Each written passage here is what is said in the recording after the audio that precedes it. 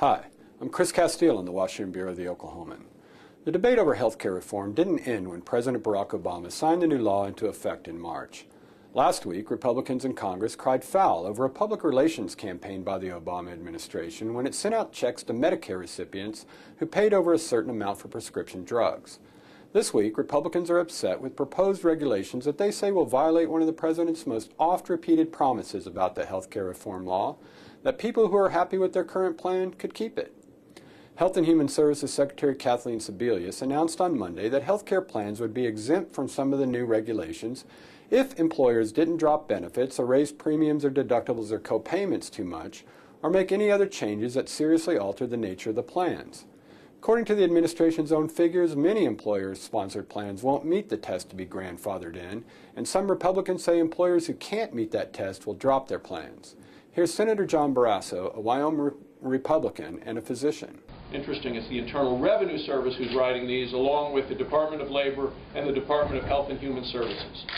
And if you turn to page 54, there is a table talking about how many people will lose the coverage that they have now that they like and that they want. And for all employer plans through 2013, 51%, a majority of Americans receiving health care through their employer, will not be able to keep the plan they want, to keep the plan they like. Complete violation of the promise the President made to the American people. Senator Tom Coburn said he was also worried about the ongoing struggle in Congress to pay doctors who see Medicare patients. There is a system under which the government must pay a cost of care increase or sustainable growth rate to the doctors, but Coburn says that system for the SGR isn't working. Senator Hatch quoted the downside, the small side of people who are going to lose their health care coverage. It's somewhere between 87 and 127 million Americans. That's significant. The other significant factor as we debate the extenders package on the floor is the fact that the SGR fix really isn't an SGR fix for a short period of time. The President's budget put $376 billion in to fix it for 10 years. But they did it by borrowing more money. That's exactly what we're going to do on the floor. What we need is payment reform.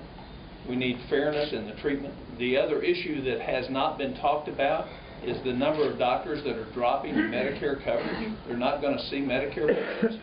And that's not in this 87 to 127 million Americans that are going to lose their coverage and lose their doctor, because lots of Medicare patients today are losing their doctors. One other point that I would raise, as we put 16 million more people into Medicaid, a recent report came out that showed 38% of the visits to the emergency room are not the uninsured. They're Medicaid patients because they can't find a doctor to care for them under Medicaid. The worst place for primary care is the emergency room. It's also the best place to spend the most money. So all the incentives in this bill now are working against. Actually, if you go back to what was said on the floor, what we're seeing come to fruition is exactly what we predicted would happen with this bill. Coburn told me after the press conference that opponents probably won't be able to repeal the health care law next year, even if Republicans make significant gains in the House and Senate. He said they may try to block some elements by starving funding for them. We'll be following this in the Oklahoman and on newsok.com.